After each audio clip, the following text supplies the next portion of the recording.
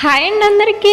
Video పెట్టక చాలా రోజులు అయిపోయింది. మీరు నన్ను మర్చిపోయినా కానీ నేనైతే మిమ్మల్ని మర్చిపోలేదు. అందుకే మీ అందరి కోసం ఇంకో వీడియోతో వచ్చేసా. వీడియో ఏంటన్నది తమిళని చూస్తే మీకు అర్థమైపోయి ఉంటది. అలా మేము బయటకు వెళ్తుంటే ఇలా తాటిగా కనిపించింది. మా పాప దీన్ని చూసి అమ్మ ఇదేంటి అని అడుగుతుంటే దీన్ని తాటిగా అంటారు. దీంతో మనం ఇడ్లీ గాని రొట్టె గాని గారెలు గాని వేసుకోవచ్చు. అమ్మ నాకు ఇడ్లీ అట్టు కావాలని ఏడుస్తుంటే ఇంకేం చేస్తాం, కొనుక్కొచ్చేస్తాం. తాటి రొట్టె వేయడం మీ అందరికి తెలిసే ఉంటుంది, కానీ నా స్టైల్ అలా అయ్యాలో చూసేద్దాం రండి.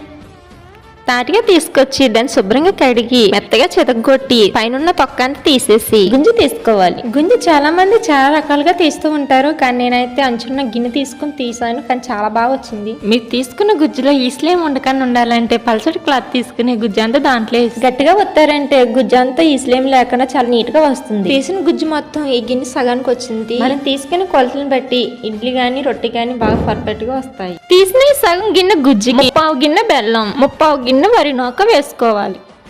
ఒకదాని తర్వాత ఒకటి వేసుకుని ఈ మూడిటిని బాగా కలుపుకోవాలి. శుభ్రంగా కలిపేసుకున్న తర్వాత నేను ఫస్ట్ అయితే ఇడ్లీకి ప్రిపేర్ చేసుకుంటున్నానండి. నేనైతే ఫస్ట్ ఇడ్లీకి సరిపడా పిండి పక్క తీసుకున్నానండి. మనం ఇడ్లీ పిండి ఎలా అయితే కలుపుకుంటామో సేమ్ అదే విధంగా కలుపుకోవాలండి. ఈ పిండి కూడా నాకు పిండి అయితే పర్ఫెక్ట్ గానే వచ్చింది. కలుపుకున్న పిండిని ఇడ్లీ రేకుల్లో వేసుకున్నానండి. నేనైతే ఇడ్లీ రేకుల మీద ఇడ్లీలు వేయడం అయితే కంప్లీట్ అయిపోయింది. ఇడ్లీ పాత్రలో ఇడ్లీ రేకులు పెట్టేసుకుని పక్కన పెట్టేసుకున్నాను.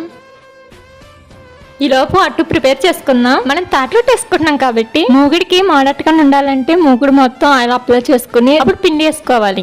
ఈ పిండిలో అయితే వాటర్ ఏం కలపలేదండి. స్టార్టింగ్ నేను ఎలా అయితే కలుపుకున్నానో అలాగే వేసేస్తున్నాను. మనం ఎప్పుడు తాటి రొట్టె వేసుకునే ముందు ఇలా మధ్యలో ఖాళీ చేసుకోవాలండి. గ్లాస్ లో వాటర్ వేసుకుని మధ్యలో పెట్టేసుకుని కింద మాడట్టుగా ఉంటుంది, లోపల ఉడుకుతుందండి. మొత్తం అన్ని కంప్లీట్ అయిపోయినాయండి.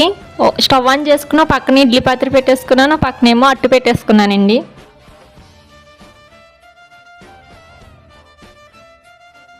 A few minutes later. Idli అయితే రెడీ అయిపోయిందండి. మా పాప అయితే చాలా అద్భుతంగా చూస్తుంది, కానీ చాలా బాగా వచ్చినాయి. ఇడ్లీ ఏంటి మొక్కిరిపోయిందని చూస్తున్నారా? మా పాపకి కంగారా అక్క అమ్మ ఇడ్లీ అంటుంటే నేను మొక్కిరిసి ఇచ్చానండి. మీరే చూడండి ఇడ్లీ ఎంత బాగా వచ్చినాయో. అట్టు కూడా రెడీ అయిపోయిందండి, చాలా బాగా వచ్చింది. తాటి ఇడ్లీ తాటి రొట్టె అయితే నా వరకు చాలా బాగా వచ్చినాయి. మరెన్నో వీడియోస్ కోసం మా ఛానల్ సబ్స్క్రైబ్ చేసుకోండి, లైక్ చేయండి, కామెంట్ చేయండి. మళ్ళీ ఇంకో వీడియోతో మీ ముందుకు వస్తా.